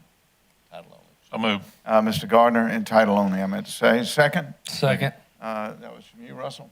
Yes, sir. Thank you. Comments? We'll start with you and then go to Mr. Jones. Tom? Not a great deal to say right now. I would imagine that next meeting we'll have some numbers and we'll get into full-fledged negotiations after that. Yes, sir. Second, I'll give it to Mr. Jones out in Hinterland. Go ahead, Jimmy. Any comments? Thank you, Mr. Chairman. Quickly, Mr. Carpenter, can you hear me? Yes, sir. Okay, you said there is no millage increase in this. Of course, it's title only. No numbers have been set, but it does include some fee increases, does it not? There are no fee increases in this first reading of the budget. It will reflect a rate and increase for sewer customers, I should say. But that is and that would be at what percentage? That would be roughly 12% increase for sewer customers. Thank you. Yes, sir. Very good. Since we've gone into the sewer piece, let me also say, gentlemen, a little later on in the meeting, we have on the agenda at the, let's see, hang on, item number 1 under new business at tab H. Mr. Jones has helpfully included a list of questions that I think will further expand that discussion. And each of you have at your desk in red the responses to those questions that I think will be very helpful to all of us. And if you have sewer questions, we can raise the generic now, but in terms of the detail, we can get into that during that part of the new business. Not trying to constrain your discussion, but I'm just telling you, we'll be also revisiting this topic at item 1 under new business. Back to you, Jimmy. Thank you. Mr. Chairman. Yes, sir. Thank you, Mr. Chairman. Well, my question wasn't about sewer. It was just about, was there any increases at all, such as fee? And Mr. Carpenter brought that up and brought it to my attention. So therefore, the fire fee, is it being raised this year, Mr. Carpenter? At first reading in title only, there is no increase anticipated in the fire budget for any fees at this point. I understand, but okay, well, we'll just wait the second reading. Yes, sir. Okay, thank you, Mr. Carpenter. Thank you, Jimmy. Let's see, who else has a comment? Mr. Brazel, you are the second. Go ahead. Yes, sir. Thank you, Mr. Chairman. Mr. Carpenter, do we have we addressed the fire station in Pine Grove for a full-time 24-hour? I've had several conversations with the fire department. They have told me that they have made, that they have made in their budget the ability to have a person at Pine Grove at least during the daytime every day. Okay, I think we've already got that provision, so in essence, nothing would change. At the appropriate time, I'd like to make an amendment to the budget that would include one full-time paid firefighter at the Pine Grove Station. Yes, sir. Secondly, as pay raises for the sheriff's department, have they been addressed? They have been addressed along with all county employees. Yes, sir. Do we know where we're at as far as, are we able to fulfill the sheriff's request in full or? No, sir. Okay, you'll have more details on that? Absolutely. Okay, Yes, thank you, sir. Yes, sir. Okay, other comments? Yeah, Ben, please, go ahead. Wait a minute. Mr. Carpenter, you Did mentioned- make a- Wait a minute, did Mr. Brazel make an amendment? No, he Hey, did not. Jimmy, we're not going to do an amendment unless someone proposes one. I did not hear one from you, Russell. Is that correct? I'll do it at second reading. Second reading, Jimmy, did you get that? I'm clear on it, thank you. Thank you, that helps. Mr. Connell? Thank you, Mr. Chairman. Mr. Carpenter, you mentioned that you're waiting to hear from the state. I just wanted to brace myself in case there's anything coming from them on local government fund or CTC or any of the funds that we look at. Do you anticipate any changes to the levels that we've seen, positive or negative? CTC and local government fund, at this point, I would not anticipate any changes to what we are currently expecting. Where issues could come from are either in fees, such as their decision related to road fees, as well as perhaps they may provide more funding to the CTCs, but I wouldn't anticipate less. Okay, thank you. I'll tell you, Tommy, you track this better than I do, but I really need to harmonize with what Ben just asked, reference road fees. What I'm told is it going into conference, and we won't hear back from the State House until all that comes out around sometime after the 15th of June. So it'll be after the second reading, Ben, that we'll know more about the road fee issue. Is that clear? Did I say it correctly? Yes, Mr. Chairman, that I is use the correct. word conference to not know. It is conference committee because what has happened is the House and the Senate at the State House have differing versions of the bill, and so they have to go into what's known as a conference committee where representatives of the House of Representatives and from the Senate meet together to try to see if they can't compromise and come up with a final version, and that will take place the week of June 14th. Okay, there you go. And that will impact us probably on the third reading more than on the second.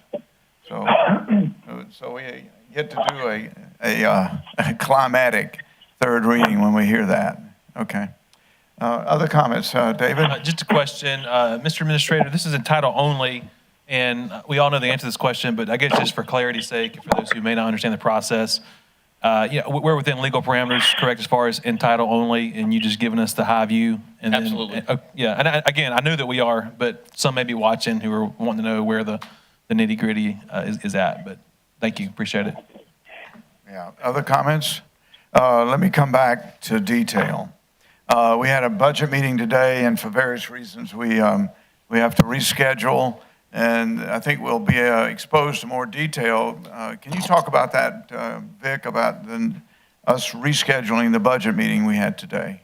Mr. Chairman, members of council, when a date can be found that works for most council, we'll schedule a date for a budget review session. Yes, sir. And certainly before the second reading. Yes, sir. My appeal is to all of us to try to find a good date for Vic and Mary to put us in here, this room, and go through some more detail, especially on some of these questions you asked. And I'd particularly be interested in total revenue changes in the various categories of income. But we won't have a straight answer until after the Senate and the House vote at the end of the month, so end of the month of June. So it's a crazy way to do a budget. But thank you. Other comments? Any last from you, Jimmy? I have a few. Go ahead. No comments. Yeah, thank you. And I thank everybody for falling into the routine here of going for second reading. I do want to remind us all, we have these goals and objectives, and we know from the start that we weren't going to be able to do them all, and we may have to defer some of these to a later time or do some in part and some not at all. And so that will become very important during the work session, and then, of course, during the second, and then finally the third reading. I'm just going down the list here. Continue to fund 24-hour service. These are high priority. Address sewer capacity, and you said to 2 to 4 million gallons per day, and you said, Vic, that that will be no tax increase for that. How are you going to plan on funding that? That would be funded through the rate users of the utility only. And as you and I discussed, a rate user change like that is always has an immediate public affairs outreach, and we'll have to find a way to make sure we hear from those customers in that sense. Award a bid for update of comprehensive plan, fund comprehensive study of the zoning, which I think those are probably already underway. Those are underway already. The process is, yes, sir, we have got the comprehensive plan, and yes, sir, both of those are currently in the process of on the street, waiting for responses to come back. And then they're removing the millage for the sewer bonds. Tell me when that process began. When did that begin? Staff began looking at it probably about 3 years ago. With the creation of the sewer, the industrial park, the sewer industrial park, we called it for lack of a better term, where we placed the Palmetto Utilities facility inside of it. That allowed us to generate revenues that we directed to the sewer department itself for the purpose of ultimately being able to generate enough revenue that we could replace the millage. It took about 3 years for the balance to grow to the point where we could pay off the debt that was being financed by the millage. Very good. And I want to thank Mr. Connell and Mr. Brazel and Mr. Gardner for their work on the ad hoc panel, along with the members of the school board and a representative from each of the major municipalities. It says execute the recommendations of the ad hoc panel on growth, and those will, I think, move into the summer, but we've already begun to work on some of those, and I appreciate that. All right. Any further questions on this? I think we're ready for a vote. Thank you very much. We move to a vote. All those in favor, we'll begin with Jimmy. Signify. I will vote on this first reading in title only, yes, even though I don't really agree with some of your comments on the ad hoc committee. Thank you, Mr. Chairman. Thank you, sir. And all others signify by raising your hand. And it's unanimous, Mary, and you can move to the second reading. And we look forward to another budget session before the second reading. Move to items on new business. Item number 1 is a sewer discussion. It's at tab H, pages 56 and 57. Jimmy, for you, and I believe you already got a copy of Mr. Carpenter's response. Is that correct? Mr. Chairman, if I may, yes. Let me move into my discussion, if I may. Well, let me make sure I get it on the table. Can we have a motion to put it on under discussion? Mr. Jimmy, do you want to lead? I so move. Do we have a second? Second for discussion. Mr. Connell. Very good. Jimmy, go right ahead. Thank you, Mr. Connell, for the second for discussion only. I would like to say I sent everybody a letter. I sent everybody a copy of this. I sent it to all those that are on county council, to Mr. Carpenter. I want to make sure that nobody was blindsided, because if I had waited to present these questions, nobody would have had the answers. But I didn't want Mr. Carpenter or county council blindsided, so I forwarded them to them before I asked the questions tonight. But I saw that the sewer budget workshop slideshow only briefly at our last meeting. And I applaud the council's efforts to right a serious wrong. That wrong is the sewer tax district, which I have fought and voted against for 16 years, and which also was imposed on our citizens for several years ago, back in 2007 when it was originated. I asked that the sewer budget workshop slide at our last county council meeting be shown again.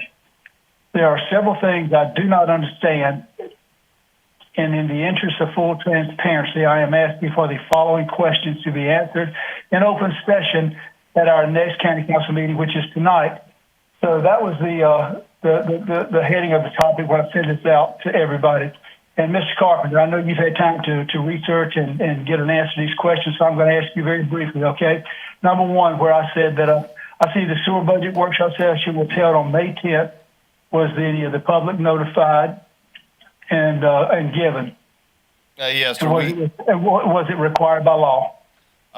Yes, sir. Public notice is given for all work sessions. We notify the media they're going to be held. However, work sessions are not formal meetings of the council, so there's no legal requirement for quorums, and there's not a legal requirement that we notify the public. But again, we do notify the media that those meetings will be held. Okay, even though I support notifying the media, the public in that, and I also do support us holding minutes, taking minutes in that as well. Number two, who were the attendees at that meeting? Ms. Jones, the attendees of the meeting are generally going to be county council. We don't keep track of the attendance because we don't take attendance at those meetings, but members of county council were present for that meeting. And Mr. Carpenter, where was it held? It was held at the council chambers, the government center. Okay. And this is another reason that I would like to make sure we take minutes in our work sessions if possible. Number four, are there any minutes of the meeting available? And no, sir, no minutes are taken at work sessions. Okay. Number five, the slide title, Outstanding Debt Service Tax District, shows a loan balance of $2,084,347.02 on the 2016 bond. What is the annual debt service on that amount? The annual debt service was $350,462. All right, thank you. Number six, is there a debt service covenant on that loan? If yes, what is it? Yes, sir, Ms. Jones, there is a debt service covenant. Such covenants are normal for any governmental debt. It requires Kershaw County enact a sufficient millage in order to make the annual debt payments. If there are no debt payments due, then Kershaw County would no longer need a millage. Thank you, Mr. Carpenter. Number seven, the sewer today slide lists the average daily flow as 720,000 GPD gallons per day. What is our maximum day flow? I think that is more important than the other. Yes, so the maximum again is we're permitted for 2 million gallons a day, so that's our maximum daily flow allowed. You said 720? Yes, sir. We're permanent for Okay. 2 million a day. That's Thank the you, maximum that we're allowed. Okay, number eight, the Southern Loop update slide states planned 2 MGD, million gallons per day expansion, adequately relieves overburden on system at Highway 1. And is the overburden the cause of the sewer odors along Highway 1 and that have plagued that area for years, which you know because I've complained and complained. Yes, sir. One of the contributing factors to an odor is the volume of flow. If you have too little flow, then it can result in sewage sitting in the system for too long, which will generate odors. Generally speaking, the only time that excess flow would contribute to odors is if it causes a breach or causes the equipment to fail, which would result in a discharge. Regardless, we maintain a system of odor control that we always run. We can dial it up in those cases where odors do rise above a threshold in order to better address the issue. Thank you. Number 9, the sewer challenges, the slide states expansion needed for economic development and population growth.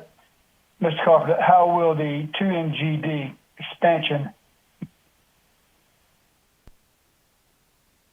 and each prospect that expresses interest in the mega site needed more capacity than what is planned? Ms. Jones, the planned 2 million gallon a day expansion that we have discussed and we are pursuing, it's not designed to meet any significant economic development projects. Those projects would have always existed outside our ability to serve it. We have such a large prospect with a significant wastewater need has shown interest in Kershaw County. The state of South Carolina includes those expenses in its planning. Therefore, any excess needs beyond what we are able to provide is covered by the state of South Carolina or the industry itself. Thank you, Mr. Carpenter. Number 10, the current staff slide lists 5 sewer employees. The next slide states the need for 2 more employees. What is the projected annual payroll amount for the entire 7 employees?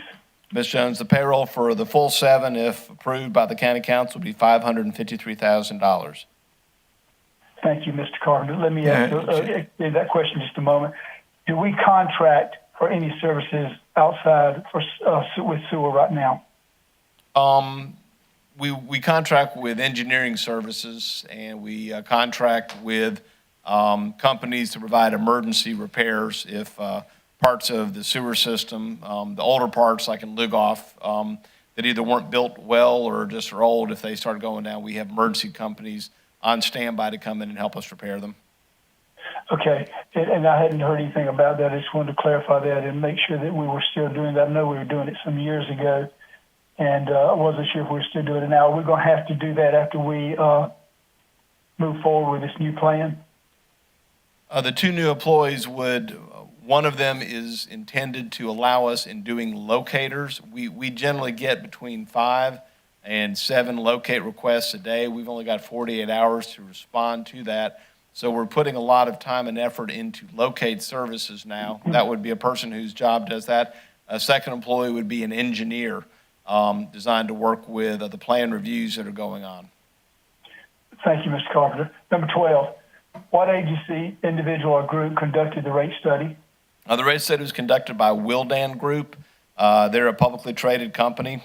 They provide professional, technical, and consulting services to public and private utilities and public agencies at all levels of government. And they're located in Anaheim, California. Thank you, Mr. Carpenter. Number 13, why was South Carolina Water Utilities rates not listed? Ms. Jones, county staff developed the chart that you saw, and they pulled it off of existing charts of regional rates. Those charts use other local governments as the basis for their charts. South Carolina Water, however, is a private utility, and it doesn't show up on those charts. It's private versus public. However, upon research, we did discover that South Carolina Water's rate is currently approximately $60 a month for each customer of the utility. Okay, well, I reached out to them, and I don't think it was quite that much. They indicated to me, so there's a discrepancy there, but we can clear that up with them. Absolutely. Did you talk to anybody personally, or did y'all just go by what you found? We just found what we found. Okay, because I had spoke with an individual, and they indicated their rates weren't that high. But anyway, number 14, the rate study update side recommends that the average phase-in increase of 11% per customer, and the rate study comparison continues slide show that the current and proposed sewer rates. It says the 5,000 gallon monthly flow rate is highlighted, and the difference between the current and proposed cost at that level is $9.80 a month.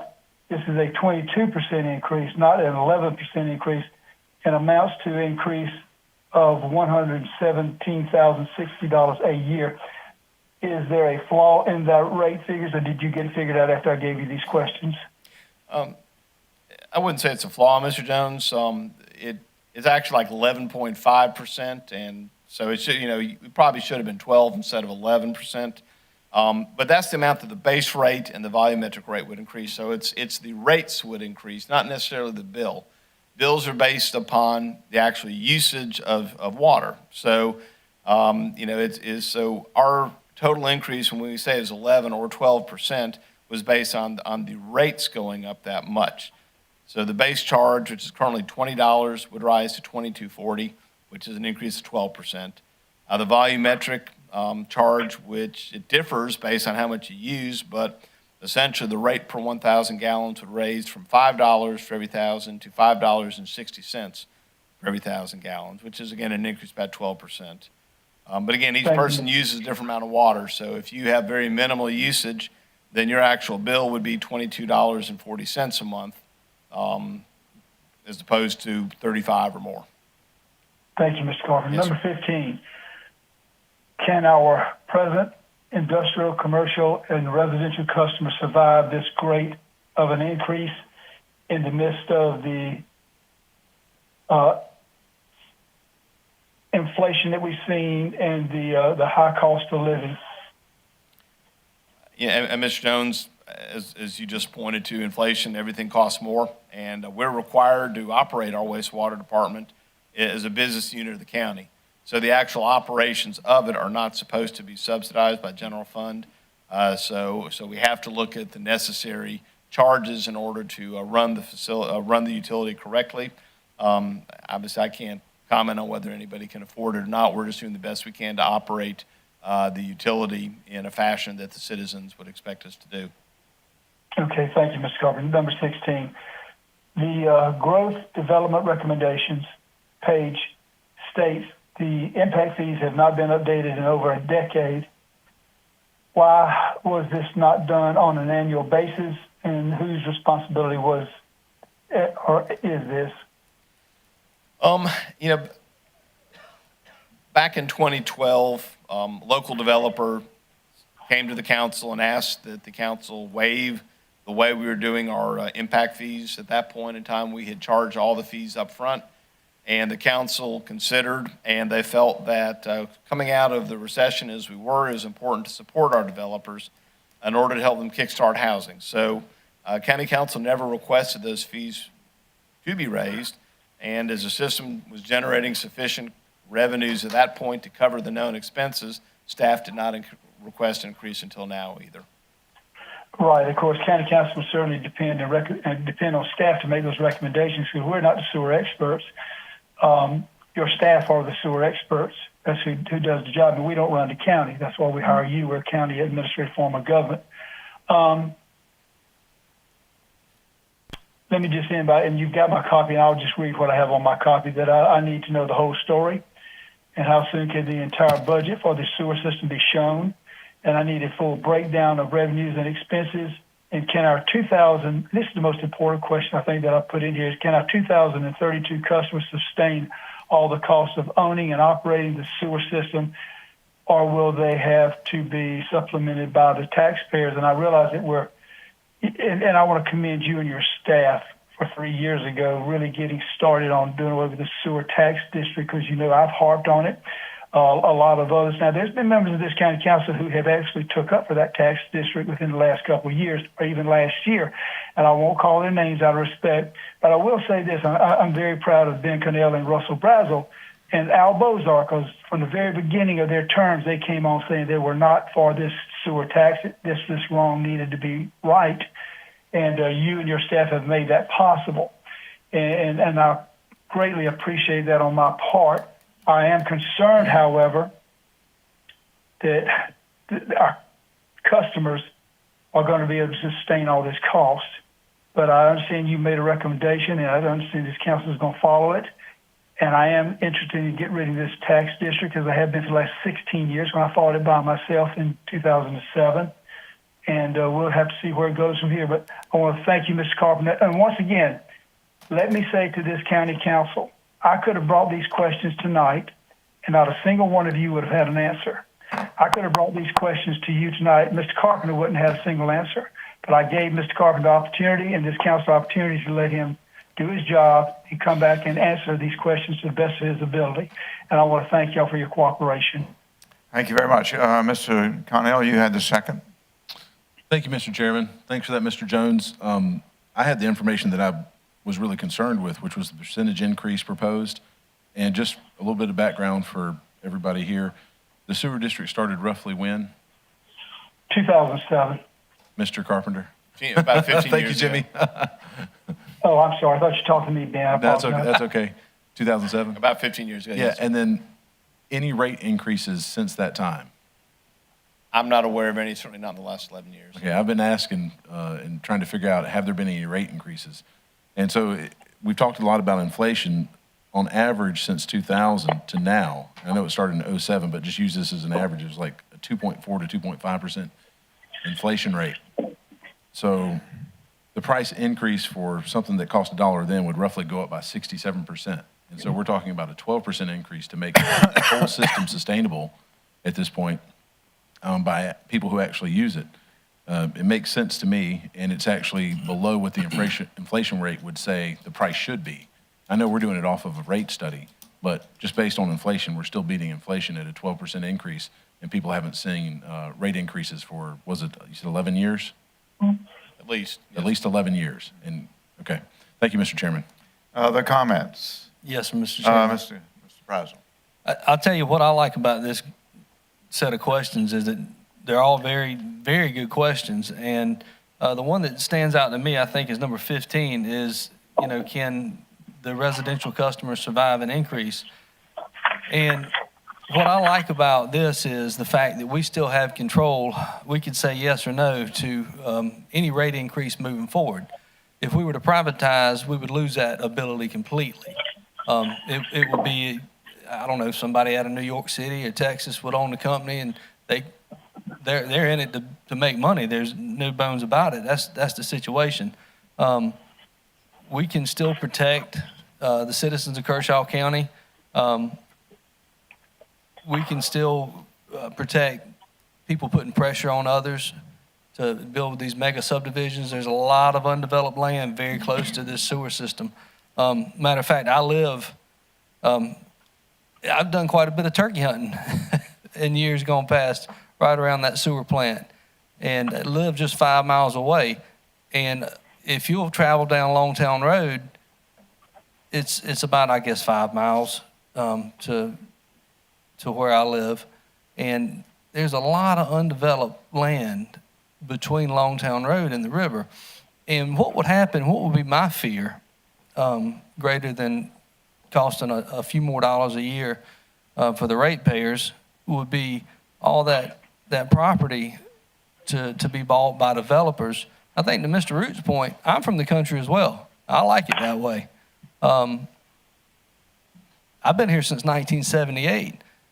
And in the 80s and 90s, that sewer plant didn't exist. I watched it when it was built. I was out there chasing turkeys, and I watched the construction. So Kershaw County was wonderful before that plant was built, and it'll be wonderful if it's a few more years before we build the next plant to expand. But if it goes into the hands of a developer out of Texas, it's buying these things and flipping them, or buying them and holding them, they're in it for the money, period. They're not buying them for fun. It's not a hobby. So I'd be wary of the amount of pressure that all these individuals would have somebody in their ear saying, hey, we'd like to develop this in a higher density, and, how many thousands upon thousands of houses? We wouldn't be able to come through town. So that's my concern. We definitely are all concerned about keeping rates lower than the next guy, and that's paramount in my vote moving forward in coming years. Every year when we look at this, or every couple of years when we look at it, we want to make sure we're cheaper than the next provider, whether they're private, public. We want to make sure that our ratepayers are being treated more than fair. And I think with the conservative council, that'll be the case. Thank you. Other comments? Mr. Chairman. Let me let one more go here. Mr. Snodgrass, we'll be right to you, Jimmy. Stand by. Thank you, Mr. Chair. I know as I've looked at the sewer, and I try to get historical context on it, and I think it's important to remember going back to the history, and at least from what I understand, that we call this the sewer tax district or the sewer district, but honestly, it's the main driver behind this was economic development. So previous councils within their purview decided to put the entire county, so to speak, to endear them, to put them on the hook for investing in economic development countywide. And some may agree with that, some may not agree with that. I think that's part of being in a representative government. You vote your representatives, and they make decisions. And if you don't like that, then every 2 years, every 4 years, you get to change them out. But as I look at this, I see this as a natural progression. This is where we were going to end up. We made sewer a priority because we realized 15, 16, 17 years ago that in order to get major industry in this county, we were going to have to be able to control sewer water. And you can ask anybody in economic development, it all goes back to being able to provide people with sewer water capacity. That's one of the big questions that these industries are asking. And so years ago, the county said, well, let's make a move to allow the whole county to invest in this Some will directly benefit from it, yes, those who are near the lines, who are able to have sewer.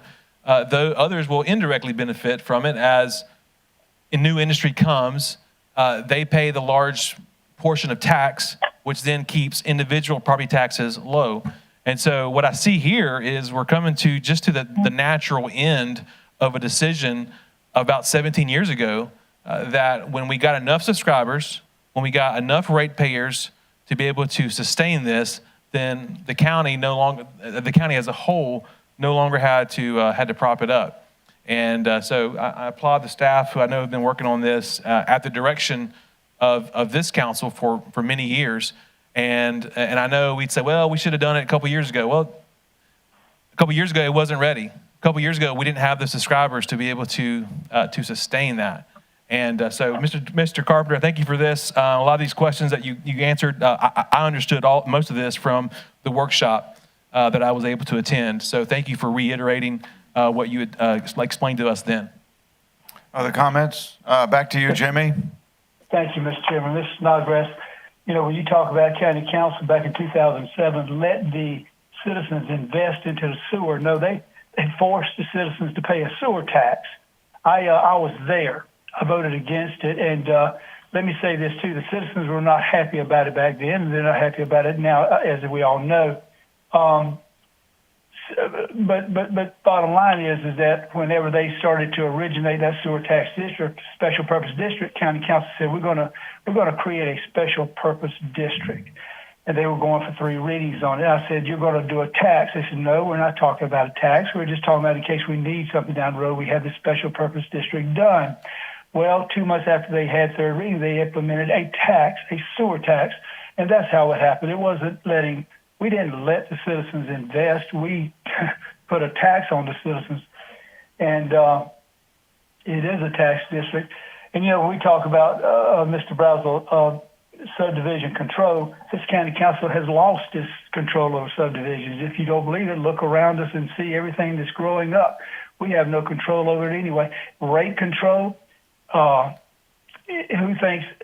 would ever think government could do a better job running a system than a private enterprise could? We're experts. You know, I believe in privatization, and y'all know that, and I know y'all disagree, and that's okay. We can disagree on this. Y'all have the votes, I don't.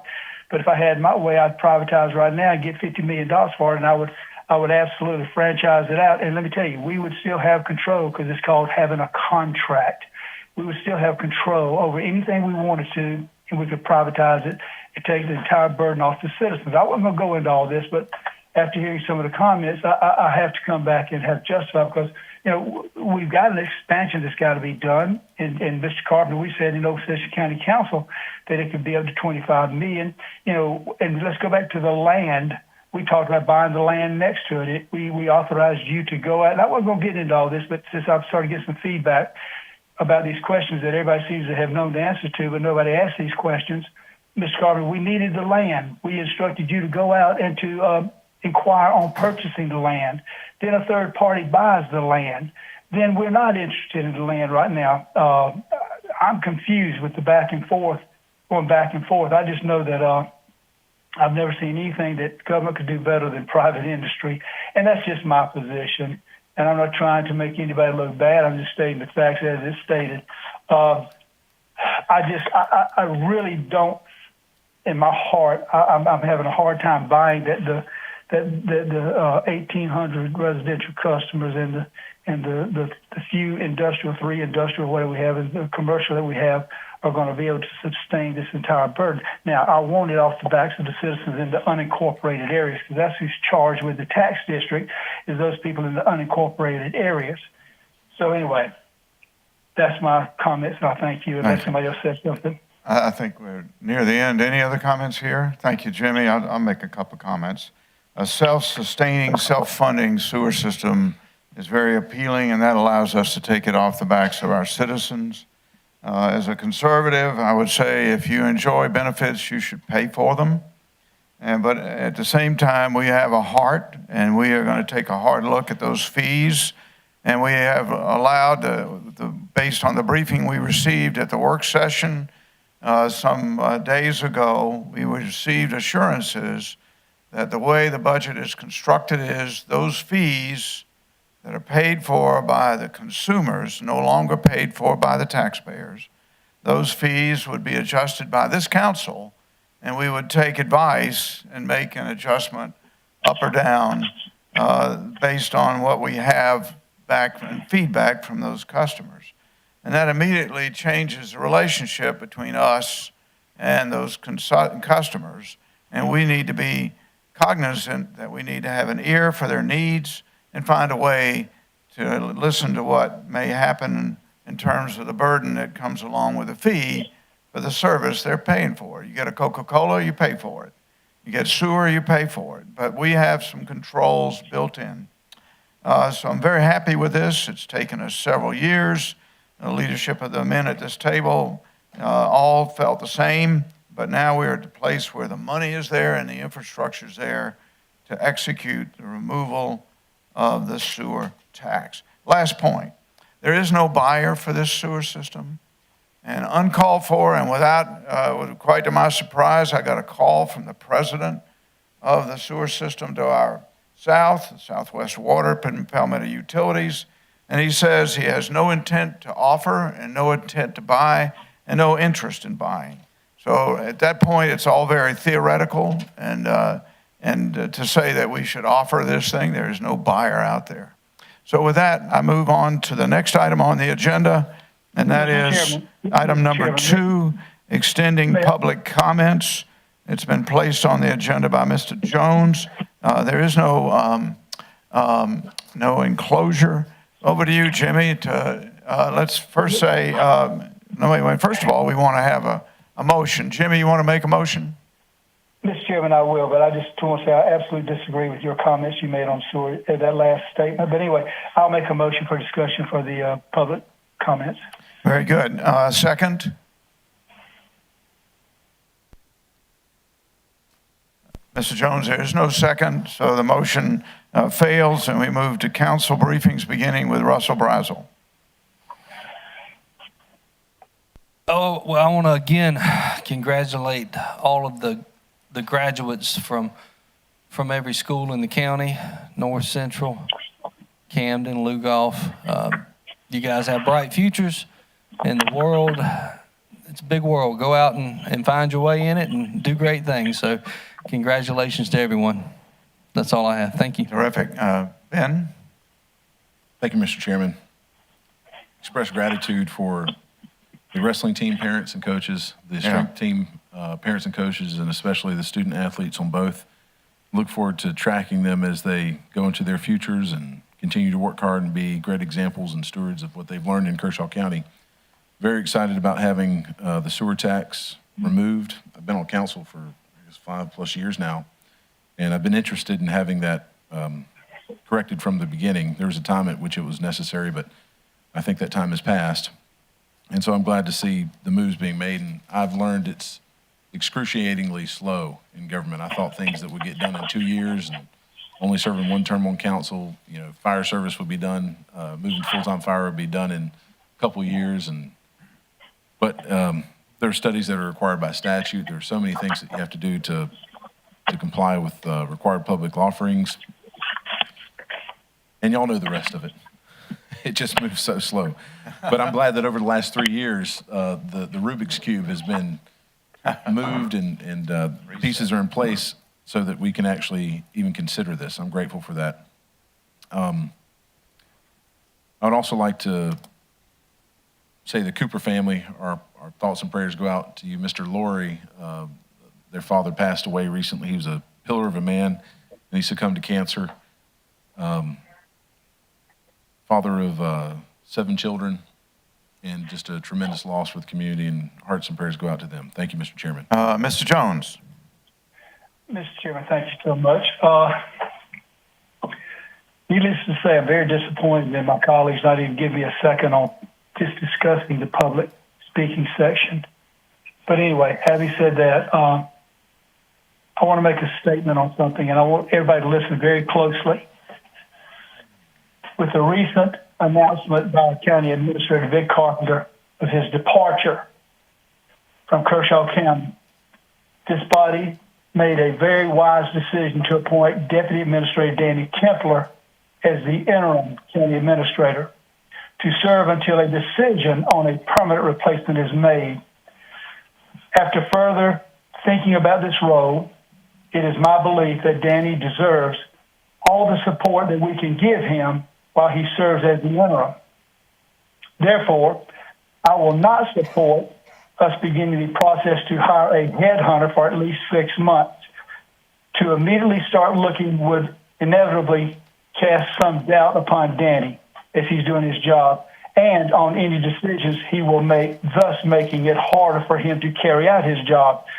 By waiting that time, we will allow Danny the full opportunity to earn the job if, after 6 months, the county council still desires to begin the search process, then we can just confirm to discuss it or assess it after that time. But I think Danny deserves 6 months to show us if he can do it or not. I think the man's up to it, and I think we need to look within our community. We keep going outside for these top official jobs. I think it kills the morale of our own staff trying to move up. So I hope that y'all will support me in this effort. Of course, if you don't, I'm going to vote against it until 6 months is up to give this man the opportunity to try to show us that he's capable and able to do this job. And with that concludes my remarks. Thank you. Thank you very much. Mr. Snodgrass. Sure. Members of council, no report. Mr. Gardner. Just one thing, some of you probably saw about the shooting in Texas today. Oh, boy. In the elementary school, 14 kids. 18 now. 18 now, one teacher. Can you talk to his mic, please? Keep them in your prayers, please. Thank you, sir. Yeah, and I'll close it out. I was going to mention it as well, and I just want to remind you that through the wonderful leadership of Mr. Carpenter and his time here, we have fully funded SROs in every school. And we should pray for our SROs and the children that we have under our care. We also should pray for Mr. Tucker, a loss in his family to an uncle. Remind us all that early voting starts next week, but it doesn't happen if we don't get poll volunteers. And this institution has asked people to go out and help for paid poll watchers, poll volunteers going forward. Again, I join you all in the graduation congratulations. Our next meeting is the 14th of June. I ask you to collaborate with Mary when we can meet on the budget again. I really thank Darrell Ogburn and the team on the Health District on Beechwood. And I say with great regret, Mr. Austin Shaheen is not here to see it happen. He's one of his pictures on the wall to your right. Mr. Shaheen was a great leader in this institution, and he and Ed Royal, who is also in poor health, were the reason we have Beechwood on that property. And thank you, Ed Royal and Austin Shaheen. I should also mention Memorial Day is coming up. We've had a wonderful reminder of that. And I will tell you that was great to hear from Tom Webb to remind us sometimes he pricks your conscience in some very imaginative ways. Thank you, Tom. The last item is about the openness of this institution. I thank you for your collaboration on getting through the public comments. I will say that presently we authorize 5 minutes, but most counties, and no county around us has more than 3 minutes, and most counties give 2 minutes to public comments. We're far more liberal in letting people comment up to 5. With that, Mr. Carpenter, take us through what's going forward, please. Mr. Chairman, members of council, regarding the point on our poll workers, you can be 16 years old and work the polls. So I encourage anyone with teenagers that are 16. It is paid. You use the term volunteers, but they are paid to be there. So certainly encourage people to do so if they're able to. Now that we have 2 weeks of early voting, that puts a little more of a strain than we had before. Also, to pick on Mr. Webb's point of Memorial Day, it is, of course, the memory of those who gave it all for us. 58 years ago today, my father passed away from disabilities he received in fighting in World War II. So many of us are affected, and remember on Memorial Day, those that gave it all. Thank you, sir. Thank you. Mr. Morgan. No legal briefing, Mr. Chairman. Mr. Carpenter, I believe you want to have an executive session. Mr. Chairman, members of council, I request we go into executive session to discuss an economic development briefing. And will you need a vote when we come back out? No vote is needed. No vote is needed. And we'll accommodate Mr. Jones. How? All right. And who do you need in the room with you? I would need the council and Mr. Templer, the attorney, and Mr. Jeff Burgess. Burgess, who's back there. And would you like to do it down here or up on the higher room? Downstairs is fine, sir. Downstairs is fine. Gentlemen, can we have a motion to go into executive session? So moved. Second. Second, first and second by Mr. Brazel and Mr. Connell. Any discussion? Jimmy, any discussion? No discussion. Well, okay, we'll grab you in a minute. Let's move to a vote. Mr. Jones, how do you vote? Aye. And all others? And it's unanimous, and we're moved into executive session with no vote to follow.